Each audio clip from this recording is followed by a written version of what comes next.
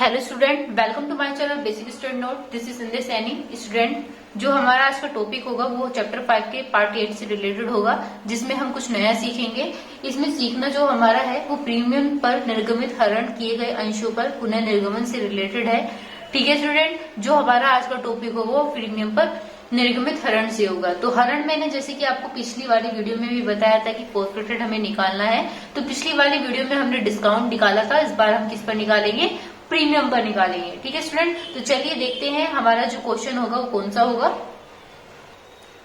तो student, question number 34 यहाँ पर दे रखा है। सागर कंपनी लिमिटेड की अधिकृत पूंजी 5 लाख रुपए थी, जो 10 रुपए के 50,000 अंशों में विभक्त है। कंपनी ने 30,000 अंशों का निर्गमन किया, जो निम्न प्रकार दे है। ठीक है स्टूडेंट, इतना आपको सभी को दिखाई दे रहा होगा। आवेदन पर 2 रुपए, आवंटन पर 7 रुपए और 4 रुपए अधिमूल्य सहित तथा प्रथम एवं अंतिम याचना पर यानी कि अंतिम मांग पर 5 रुपए दे है।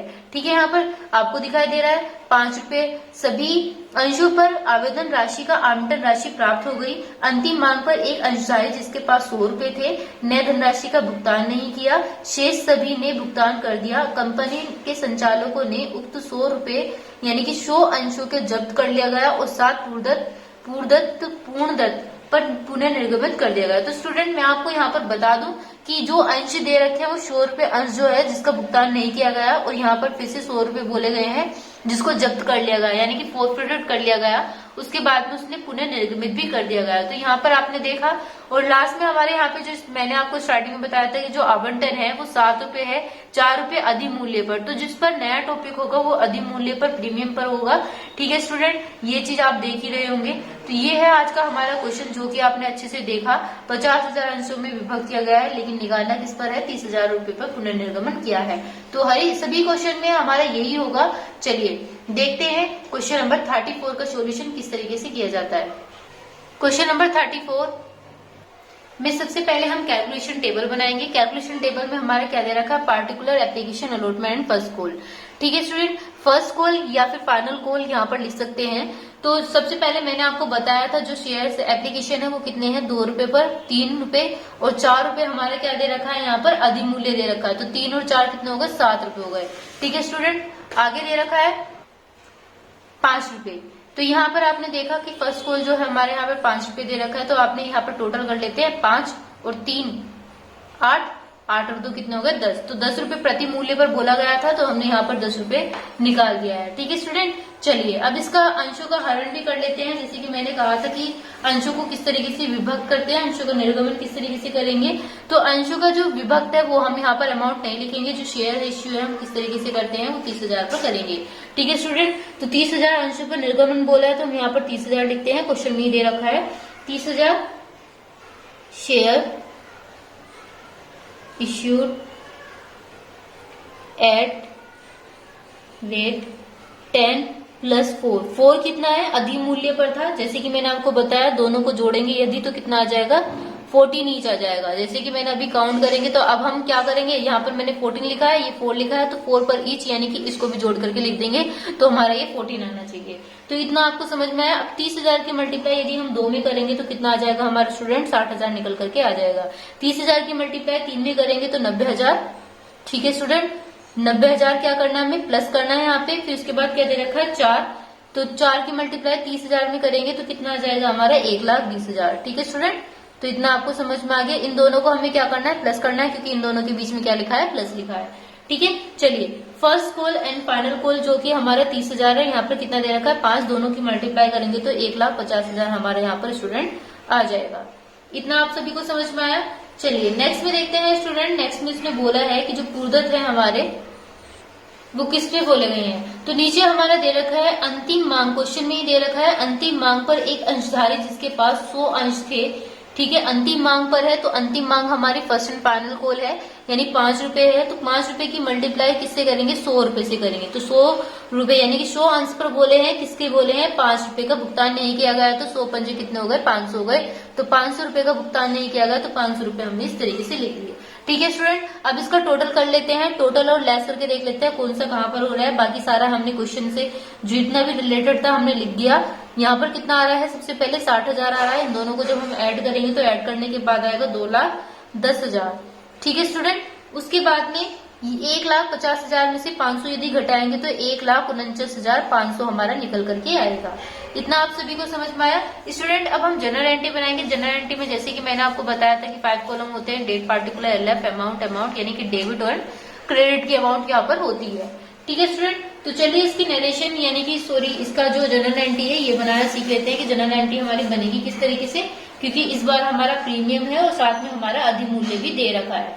ठीक है स्टूडेंट, तो चलिए बैंक अकाउंट डेबिट, सबसे पहले कोई अमाउंट यहाँ पर डेट नहीं दे रखी है तो हम डेट नहीं लिखेंगे, डेट को ऐसी ब्लैंक छोड़ देते हैं। ठीक है, बैंक अकाउंट डेबिट सबसे पहले एप्लीकेशन की बनाते हैं, टू शेयर एप्लीकेशन अकाउंट, यहां पर इसकी नरेशन भी बना लेते हैं, being share application money receive. ठीक है स्टूडेंट, शॉर्ट में लिख दिया है यहाँ पे। तो यहाँ पर कितना आएगा, 60,000 हमारा, जैसे कि आपने कैलकुलेशन टेबल में देखा था हमारा कितना निकल के आया था, 60,000 हमारा निकल के आया था। ये था हमारा एप्लीकेशन का, ये अलॉटमेंट और ये हमारा फाइनल कॉल। तो स्टूडेंट मैं आपको अभी बता देती हूँ, अलॉटमेंट का 90,000 और 12,000 तो हमारा आ जाएगा शेयर कैपिटल में, और जब हम बैंक में अमाउंट डालेंगे तो 2,10,000 आएगा। ऐसे ही हमारा शेयर कैपिटल हमारे 1,50,000 का, और बैंक की जो अमाउंट हमारी कितनी है, 1,49,500 है। ठीक है स्टूडेंट, चलिए अब इसी की एप्लीकेशन की अमाउंट बना लेते हैं, किसकी, शेयर कैपिटल के जरिए। तो share application account debit to share capital account. इसकी नरेशन क्या होगी स्टूडेंट, बीइंग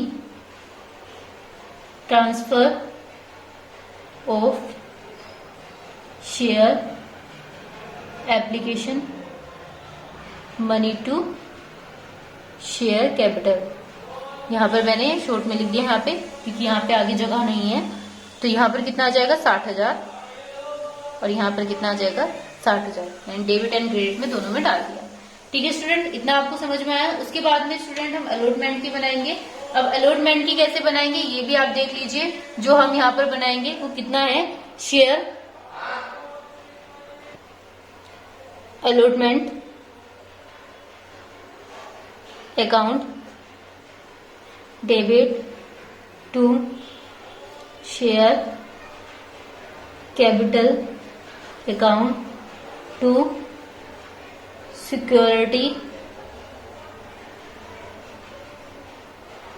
प्रीमियम अकाउंट। उसके बाद जो नरेशन बनाएंगे, बीइंग शेयर अलॉटमेंट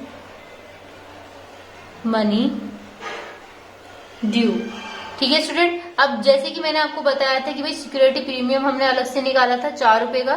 ठीक है, प्रति वर्ष पर बोला था कितना, तो 30,000 पर। तो हमने इसका कितना निकल के आया था, 1,20,000 हमारा निकल के आया था। तो 1,20,000 हम यहाँ पे डाल देंगे, और शेयर कैपिटल जो हमारा निकल के आया था, कैपिटल की राशि कितनी थी, 90,000 थी। दोनों को ऐड करके हम कहाँ पर लिखेंगे, यहाँ पर लिखेंगे। तो कितना आएगा हमारा, 2,10,000 हमारा यहाँ पर आएगा। ठीक है स्टूडेंट, इतना आपको समझ में आया। अब इसी तरीके से हम इसकी बैंक में भी डाल देंगे।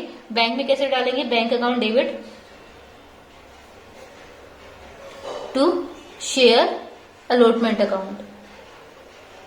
ठीक है स्टूडेंट, ये हमने लिख दी। उसके बाद इसकी नरेशन भी बना लेते हैं, being share allotment money receive. अब मनी रिसीव करी है, कितने की है, 2,10,000 की है। तो 2,10,000 हमने यहाँ पे डाल दिया, 2,10,000 हम यहाँ पर भी डाल देंगे। ठीक है स्टूडेंट, चलिए अब नेक्स्ट देखते हैं, नेक्स्ट में क्या बनना है स्टूडेंट। तो नेक्स्ट में जो हमारा बनेगा, फर्स्ट एंड फाइनल कॉल की बनेगी, share first and final call account debit to share capital account. उसके बाद इसकी नरेशन बनाएंगे स्टूडेंट। नरेशन क्या बनेगी, being share first and final call money due. तो इसकी जो अमाउंट डालेंगे स्टूडेंट, जैसे कि मैंने बताया था कि जो हम अमाउंट बनाते हैं वो कितनी है हमारी, निकल के आई थी जब हमने मल्टीप्लाई गई थी 1,50,000, जो कि हमारी कैलकुलेशन टेबल में दे रखी है। स्टूडेंट जैसे कि मैंने आपको बताया था कि बैंक की अमाउंट जो डलेगी वो कितनी डलेगी, 1,49,000। तो बैंक की पहले हम यहाँ पर एंट्री बना देते हैं, bank account debit to share first and final call account. इसकी नरेशन जो बनाएंगे स्टूडेंट, नरेशन भी हैंड टू हैंड बना लेते हैं, being share first and final call money receive. कितना है, 1,49,500, जो कि कैलकुलेशन टेबल में देख रखी है। अगर आपको देखना है तो आप वीडियो को बैक करके कैलकुलेशन टेबल में देख सकते हैं।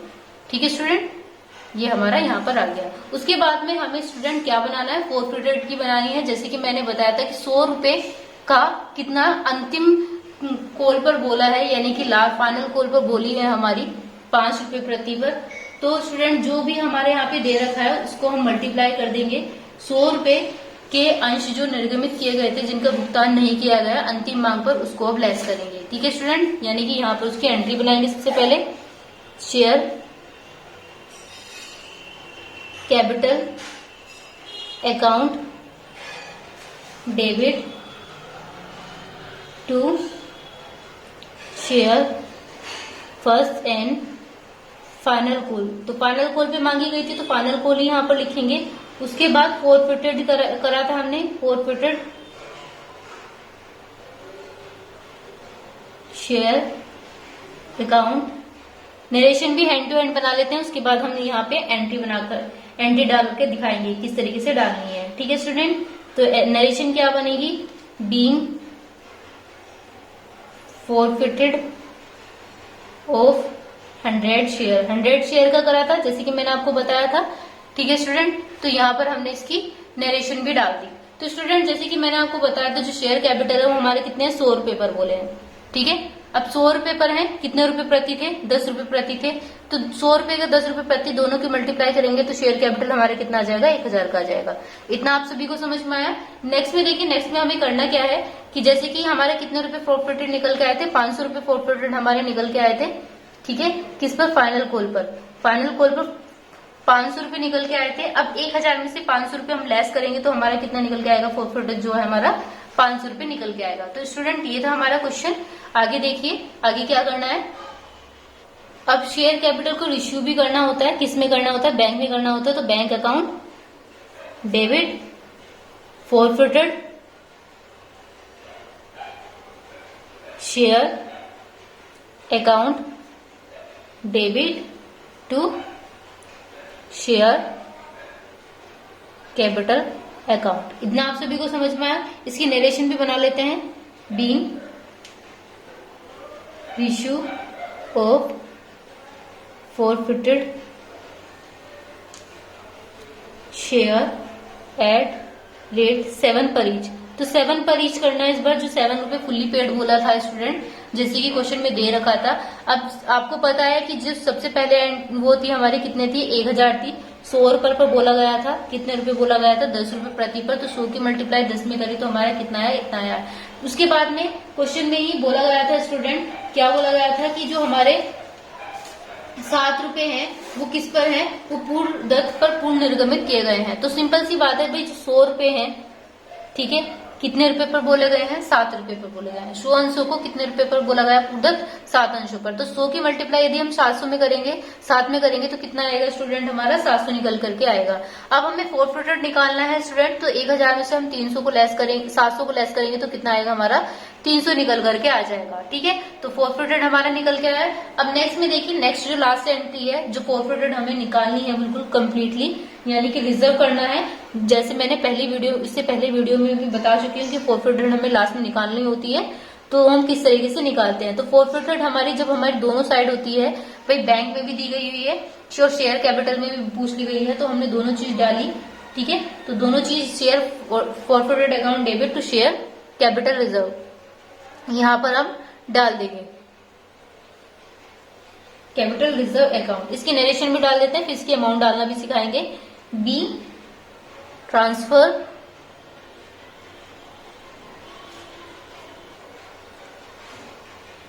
Of share forfeited account to capital